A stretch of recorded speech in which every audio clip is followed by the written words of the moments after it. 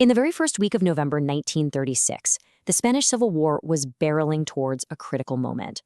After a relentless push across Spain, nationalist forces led by General Varela were right at the gates of Madrid. It really looked like the fall of the capital wasn't just possible, but was just days, maybe hours away. What came next was a week of absolutely ferocious fighting that would ultimately decide the fate of the city.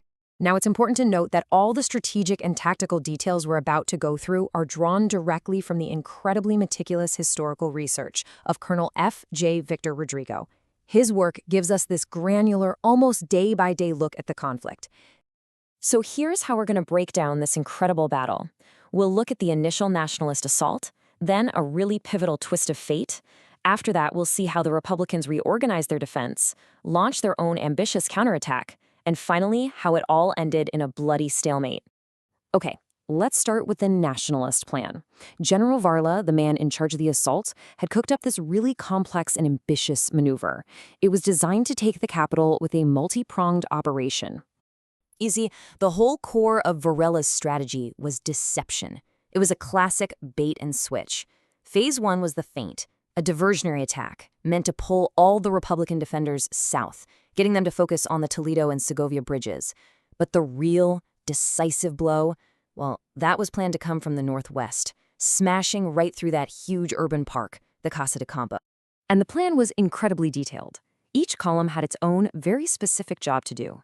The columns under Baron and Tella, they were the bait, launching those diversionary attacks in the south. Meanwhile, the main event was up to Castellón, Asensio, and Delgado Serrano. Their mission was to punch through the Casa de Campo, get across the Manzanares River, and carve out a solid foothold right inside Madrid itself. Now, on the other side, if you look at General Millage's orders from the morning of November 7th, you see this huge intelligence gap. He was expecting the main nationalist attack exactly where Varela wanted him to, in the south. The entire Republican defense was lining up to fight a ghost. So, as the assault kicked off, the fighting in those southern suburbs, in Carabanchel, was just unbelievably brutal. The Republican defenders fought for every single house, causing some serious delays. At the same time, the main nationalist drive through the Casa de Campo got bogged down. There was a dangerous Republican flank attack from the Pozuelo area that forced the nationalists to peel off forces they needed for that main push. Something had clearly changed. Vicente Rojo, who was really the architect of Madrid's defense as Millage's chief of staff, he put it perfectly. The defenders had this newfound resolve. They were fighting with a tenacity that no one had seen before. Yeah, they were still losing ground, but only after vicious, intense combat. The days of easy advances for the nationalists were over. And then, on the evening of that very first day, something happened. Something that would turn out to be more decisive than any single heroic act on the battlefield. It was a moment of pure, unbelievable chance. As dusk was falling after a day of just savage fighting, with the defenders barely hanging on, fortune intervened. A single, almost random incident on the front lines handed the Republican command an advantage you just couldn't make up. Republican troops managed to capture a nationalist tank, and on the body of its commander they found it, a copy of Varela's entire operational plan. Just like that, General Millaje and his staff knew everything. They knew the real axis of attack, the objectives for every single column, and they knew for a fact that the southern attacks were just a diversion. They literally had the enemy's playbook in their hands. Armed with this perfect intelligence, the Republican High Command was now in a race against the clock.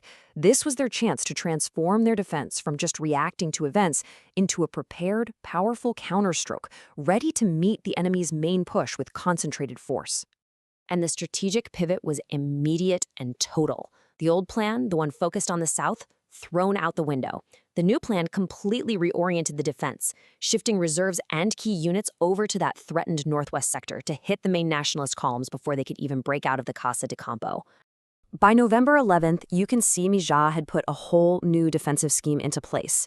He divided the city into 9 sectors, creating a defense in depth. And crucially, the strongest sectors, now manned by their best units, including the newly arrived international brigades, were positioned perfectly to block the exits from the Casa de Campo and defend the university city. But just holding the line, that wasn't enough. The Republican command saw an opportunity here, not just to defend Madrid, but to deliver a truly decisive blow. They started planning a massive counteroffensive, and its goal was nothing less than the total annihilation of the attacking nationalist forces. The plan they came up with was frankly breathtaking in its ambition. It called for the coordination of two entire armies. While Miaja's forces hit the nationalists head-on and on their western flank, a second army, this one under General Pozas, would strike from the southeast. The idea was to cut the nationalists' supply mines and complete a vast pincer movement.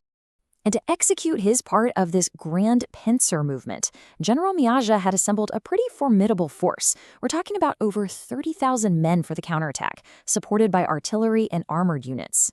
On paper, this was a force that could absolutely turn the tide of the battle. But a great plan on paper is one thing, execution is another. The counteroffensive launched on November 13th was plagued by delays and terrible coordination. The International Brigade's attack was late, Poz's army in the south failed to make any real progress, and Varela's battle-hardened troops, they just held their ground, beat back the attacks, and in some places even continued their own slow, grinding advance. The counterstroke had failed. So, with the nationalist assault blunted and the Republican counteroffensive defeated, what was left? The battle's final outcome, a brutal stalemate that would end up defining the Madrid front for the next 2.5 years. And this is what it came down to.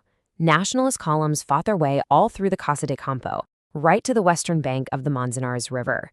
They even managed to get a foothold in the university city, but they just could not force a crossing into the city proper.